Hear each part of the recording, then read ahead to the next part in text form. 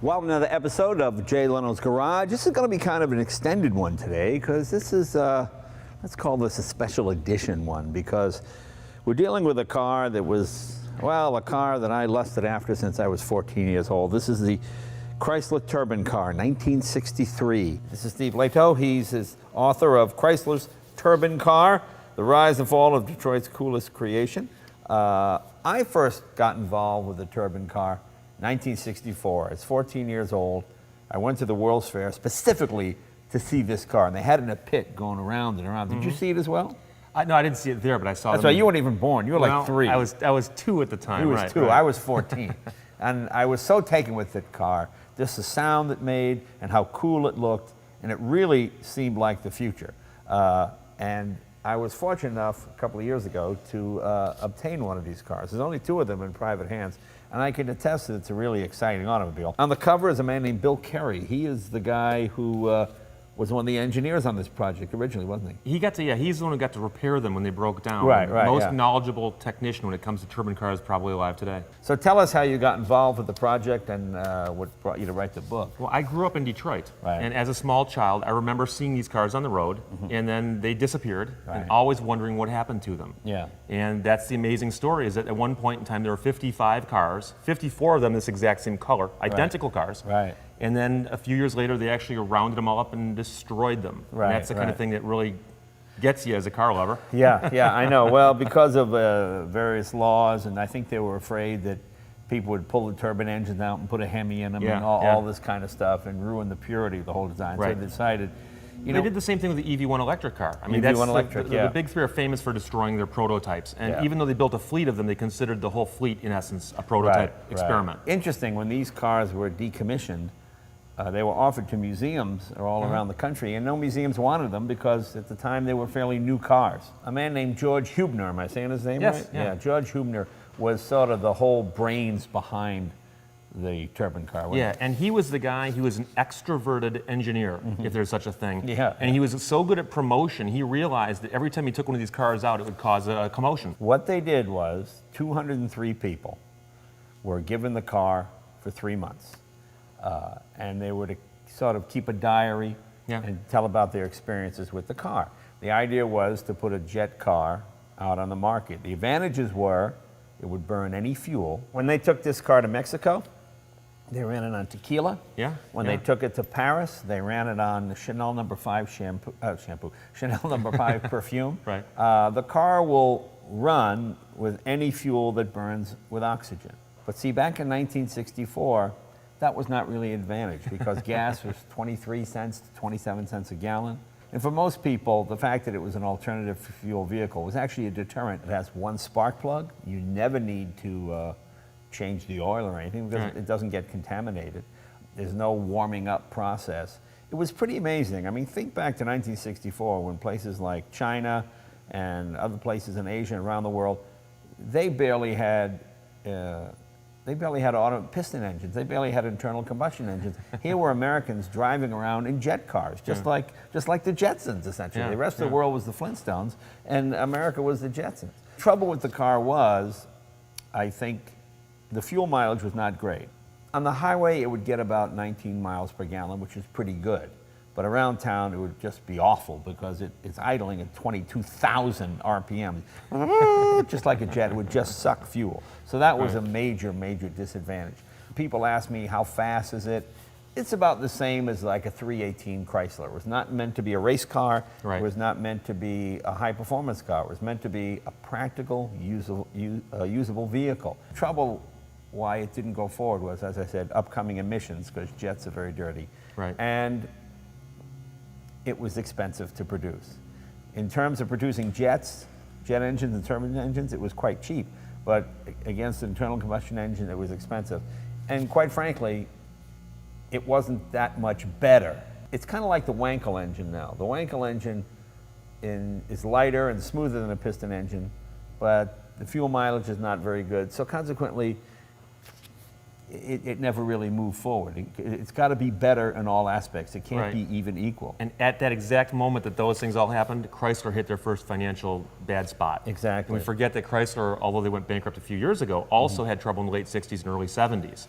And when they made the choice, are we going to tool up to mass produce these cars or not, they couldn't, even if they had wanted to. Now, before we drive the car, we're getting there. Let me show you the footage that I was talking about a little bit earlier. This is the very first turbine car coming from Italy. Once again, I want to thank Mark Olson for this extremely rare bit of tape here. What you're seeing is the very first production turbine car body. It's January 1963, and this is the first of 55 hand-built bodies from Ghia of Italy. The executives and the engineers all look on while the lab workers use hammers and crowbars to open this huge crate. The first 5 bodies were delivered to Highland Park to be used for final adjustment and testing. There they are pushing the top off. These first 5 were prototypes and were not at all identical to the bodies used for the program deliveries. There's the Ghia insignia right there from Italy. Now that black cloth was put over the body to protect it from auto paparazzi outside the fence trying to get a complete photo of the car as they uncrated it.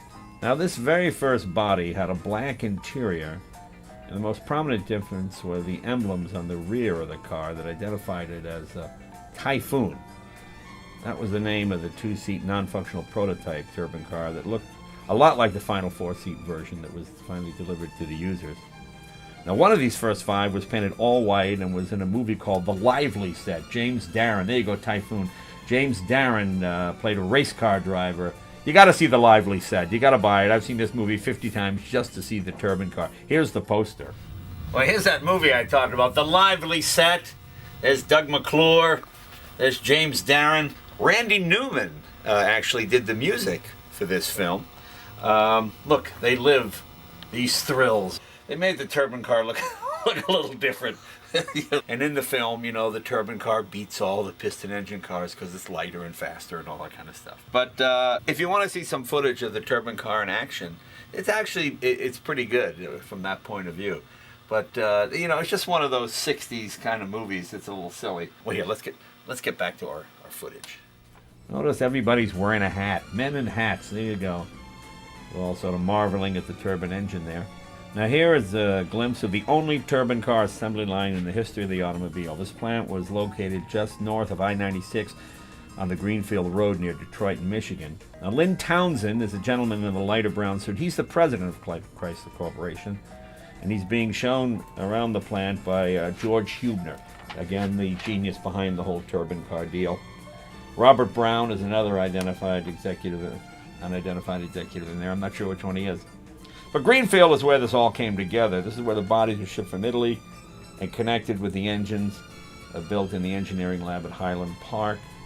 See that the engine, transmission, suspension, brakes, steering were all assembled in a single unit mounted on a rolling stand. That assembly could then be moved under the raised body and attached with just 4 huge bolts. Now all the electrical equipment and rear suspension is assembled to the bodies as well. Work progressed at the rate of about 1 finished turbine car per week. So these were truly handmade automobiles. 1 car a week. I mean, Henry Ford used to make one every, 30 minutes, something like that. So that shows you the amount of care that went into the assembly of these cars. Now you're going to see Mr. Townsend get into a finished turbine car and drive it off the assembly line. Pretty cool piece of history. From there, we went to the Chrysler Motor Division for break-in and adjustments before it was delivered to the first users. Battery in the trunk is pretty common now, but back in the 60s, it was pretty unorthodox. Here's your battery pack in here. So you've got 2 12-volt batteries, and it's important you keep those charged up because this thing takes a lot of energy to charge. Got your spare tire, very conventional trunk. The rear end of this thing is my favorite. Just a styling tour de force, as I might say. It's just this side of being excessive, but I just love the look of the rear of this thing. And let's go under the hood. There it is right there. This is that big air filter I was talking about earlier that keeps everything quiet. As you can see, this is some kind of cast iron alloy. It doesn't look like any jet engine I've ever seen. You have got all these 60s type connectors on here. You got engine hour meter there. All right, we're about ready to take it for a drive, but first you got to hear it start. That's the coolest part.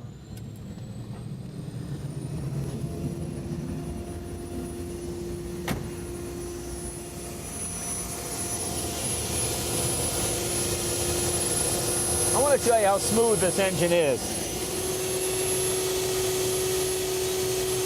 As you can see, the water doesn't move at all. What movement there is just the residual effect of me putting the glass down. But look at that. Look how smooth that is. Pretty amazing. Suddenly, it's 1964. As you can hear, it's fairly quiet inside the car. It's actually very quiet inside the car. I love the dashboard, very Porsche-like with the 3 big dials there. Tachometer, notice she idles at 22,000 RPM. First thing I did was fix the clock. I like to have everything work. Speedometer, fuel gauge, radio works. Radio works good. And then you got your classic 60s. If you watch the show Mad Men, people love to smoke. Got a little water damage here. I've got to clean that. I like where it says Turbine Powered by Chrysler Corporation. See a little piece of gold trim. That gold should go all the way around the inside of this wheel, and we will put that on there when we get some more of the gold tape. This is my favorite interior styling element. You know, when this was at the auto show, people thought this is where the jet exhaust came down the center of the car. Not true. I mean, there are turbine blades front and back to give it the look of a turbine car. This is your gear lever here for reverse, and these are your lights. These are your wipers, the blower switch, and the rear defroster, interior lights. The car has electric windows, which was considered a big la-di-da item back in the 60s. Most people still had roll-up windows. This whole pillarless coupe thing, when you put down that rear window, I think it looks very, very elegant. And you have your adjustable outside mirror from the inside as well. This is all an original car. And since I got it from Chrysler, I am the first owner. So I am the original owner of this car, which is kind of fun. Of course, you never really own cars like this. You just sort of become the custodian. You know, you try to save it and preserve it for the next person. In fact, when I got it, I had a lot of dings up and down the side of the car, just from opening it in parking lots and doors hitting against it and whatnot. And a buddy of mine was one of those dent master places, you know, and he came out with his little tools, bing, bing, bing, took out all the dents, never harmed the original paint or anything. So I'm not quite sure this is original paint. I think this might have been retouched up by Chrysler over the years, but it's certainly the original paint that was used, and it was done by Chrysler. So for that sense, I'll call it original. Just enough of a turbine whine noise to make it interesting, but almost like an electric car in its smoothness. I mean, this thing was so far ahead of its time. I can't imagine any manufacturer trying an experiment as bold as this these days. Everything else is fairly traditional. Look, your turbine car starting procedure. It says turn off engine if temperature exceeds 1600 degrees. Engine temperature is going to begin to drop off within 2 minutes and stabilize near 1400. Must be below 1500 before attempting to move, or flame out will occur. This engine tends to run just a little bit hotter. I think there's some kind of carbon seals that allow air to come in, and I think that makes it run a little bit hotter than it should. But it's not bad. It seems okay. It seems okay. But everything else is pretty much 60s Chrysler. As I said, it uses a torque flight transmission. It just uses the turbine as the torque converter. You could do burnouts in this car. You have to torque load it. What that means, you put your foot on the brake, get the revs up, and then take your foot off the brake. But I don't want to do that to either the engine blades or the transmission. But that little movie you saw, that kind of explained how the whole thing worked. I'm always amazed at how many car guys I meet in their 30s and 40s that never heard of this car. What is that? I mean, this is a real piece of automotive history. I think it's probably one of the most important post-war American cars of all time, because it was designed from the ground up to be totally different. Although it uses many stock Chrysler components, like brakes and essentially the transmission, the whole idea behind it was so revolutionary at the time, and still is. And I think it's a beautiful looking automobile, not overly styled. It doesn't look like a jet car, you know, with bubble roofs and all that kind of stuff. It just looks, I think, very elegant and very restrained, especially for the period. To this day, this car still turns heads. I still get a thrill every time I take this car out. Even though this car is almost 50 years old, it just feels like this is where we should have been by now. Smooth, quiet, the most incredible heater you could imagine. You turn the heater on in this thing, especially if you're in Detroit, you turn the heater on in 2 minutes, the whole car would be defrosted. But the exhaust coming out the back is quite cool, as we mentioned earlier. You know, there's a lot of myths about the Chrysler Turbine car. Some of them actually make me angry. I read in a popular automobile magazine that the reason the Chrysler Turbine car wasn't produced was, well, at stoplights, they would melt the asphalt, or they would set the grass on fire if you're on a dirt road. Nothing could be further from the truth. Chrysler worked very hard to make sure the exhaust from these engines was actually cooler than a piston engine vehicle. About 140 degrees. They used regenerators to recirculate the hot gases until they were cool enough to come out of the exhaust. There was real thinking behind this car. That's why Chrysler has always been the engineering company. What this thing was meant to be was just an incredible highway cruiser. Let's take it up on the freeway and see what she does.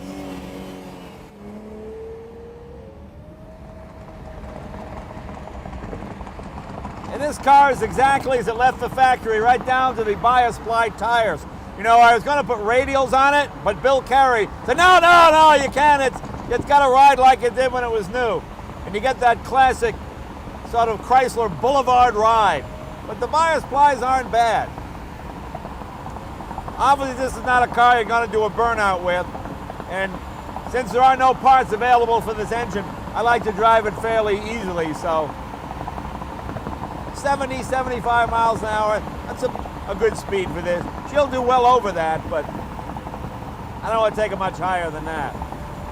These were ready to go into production, but sadly, because of the price and upcoming emissions, it just wasn't deemed viable. But it was great to see a company like Chrysler take a chance on something like this. So, as I said, I hope you enjoyed this little trip in the turbine car as much as I did. And it's fun to be able to preserve history like this and get it on the road and take it to car shows where people can see it and hear it, because, you know, it's not till you see a vehicle like this in relationship to other vehicles.